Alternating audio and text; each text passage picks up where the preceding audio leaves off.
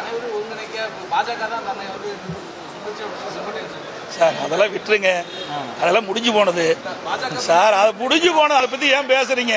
எங்கள் கட்சியில் அவர் இல்லை, அதை பற்றி பேச வேண்டிய அவசியம் இல்லை. செங்கோட்டையன் ஓபிஎஸ் நீக்கிறதுக்கான காரணத்தை சொல்லியிருக்கீங்க. செங்கோட்டையன் ஓபிஎஸ் நீக்கிறதுக்கான காரணத்தை சொல்லியிருக்கீங்க. சசிகலா கட்சி சார் இதெல்லாம் முடிஞ்சு போன விஷயத்தை திருப்பி ஏன் சார் கிளறீங்க? உங்களுக்கு விவாத மேடைக்கு வேணும், இன்னைக்கு நைட்டு இரவு அதை பேச வேணும், ஊடகத்தில் விறுவிறுப்பான செய்தி வேணும்.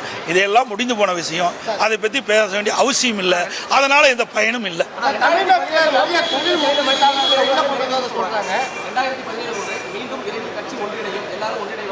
சார் அதுதான் நான் திருப்பி சொல்றேன். முடிஞ்சு போன விஷயத்தை திருப்பி பேசாதீங்க. உங்களுக்கு விறுவிறுப்பான செய்தி வேணுங்கிறதுக்காக இந்த கேள்வி கேட்க வேண்டாம். இதெல்லாம் முடிந்து போய்விட்டது. அதிமுக மிகச்சிறப்பாக செயல்பட்டு இருக்குது. வேண்டுமென்றே திட்டப்பட்டு சில பேர் இந்த அவதூறு பிரச்சாரத்தை பரப்பிட்டு இருக்காங்க. அதுக்கு நீங்க கேள்வி கேட்டுட்டு இருக்கிறீங்க. தயவு செய்து இந்த கேள்வியெல்லாம் இதோட விட்டுருங்க.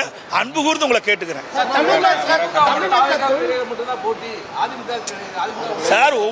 ஒவ்வொரு கட்சி தலைவரும் அந்த கட்சி வளர்ப்பதற்கு பேசுகின்ற பேச்சு. எதுக்காக கட்சி ஆரம்பிக்கிறாங்க? அதெல்லாம் ஒவ்வொரு கட்சியிலையும் கட்சி தொண்டர்களை உற்சாகப்படுத்துவதற்கு பேசுவது அது இயல்பு. அது எல்லா கட்சியிலுமே நடக்குது. இந்த கட்சியில் மட்டும் இல்லை, எல்லா கட்சியிலும் அப்படித்தான் நினைக்கிறாங்க. ஏன் காங்கிரஸ் இப்போ பேசுறது இல்லையா? திமுக கிட்ட எங்களுக்கு ஆட்சியில் பங்கு வேணும்னு கேட்குறாங்க, திமுக கொடுக்க மாட்டேங்குது.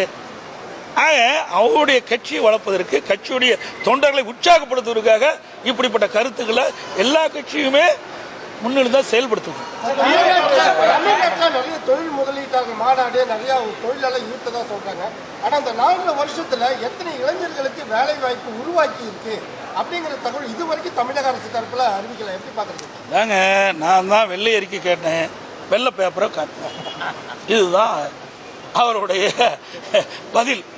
வெள்ளை ஒரு பிரதான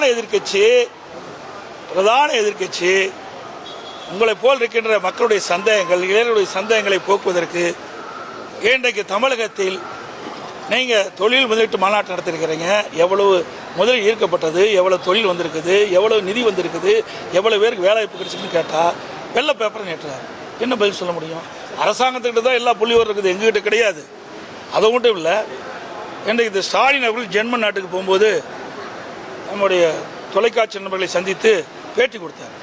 அப்பொழுது திராவிட முன்னேற்ற கழகம் ஆட்சி பொறுப்பேற்றதிலிருந்து அவர் பேட்டி கொடுக்கின்ற வரை 922 புரிந்துணர்வு ஒப்பந்தங்கள் போடப்பட்டதாகவும், அதன் மூலமாக 10,62,000 கோடி முதலீட்டு ஈர்க்கப்பட்டதாகவும், இப்படி முழுவதும் நிறைவேற்றப்பட்ட 32 லட்சம் பேருக்கு வேலை கிடைப்பதாகவும் குறிப்பிட்டுவிட்டு பிறகு 77% புரிந்துணர்வு ஒப்பந்தங்கள் நிறைவேற்றப்பட்டு சொல்றாங்க.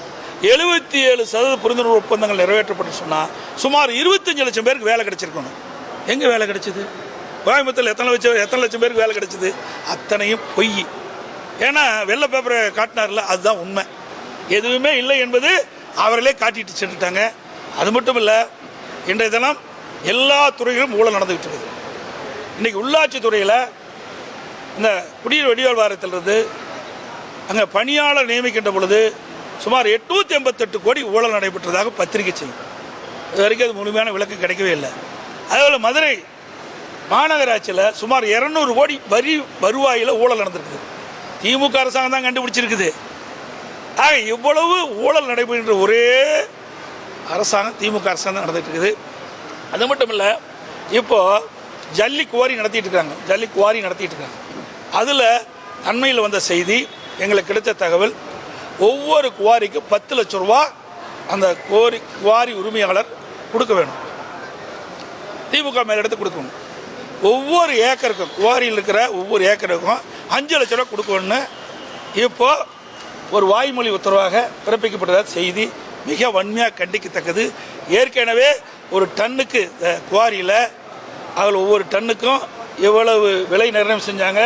நாங்கள் எதிர்ப்பு கொடுத்தோம்னா அதை கைவிட்டுட்டு மீண்டும் இப்பொழுது அந்த குவாரி உரிமையாளர்களை மிரட்டுகின்றார்கள். ஒவ்வொரு குவாரிக்கும் இவ்வளவு பணம் கொடுக்க வேண்டும் என்று நிர்பந்தம் செய்கிறால் இது வன்மையாக கண்டிக்கத்தக்கது. சார் எல்லாமே அதிமுக பொறுத்த வரைக்கும் 2019 நாடாளுமன்ற தேர்தலையும் தேர்தலுக்கு அறியாமல் தான் நாங்கள் கூட்டணி பேச்சுவார்த்தை.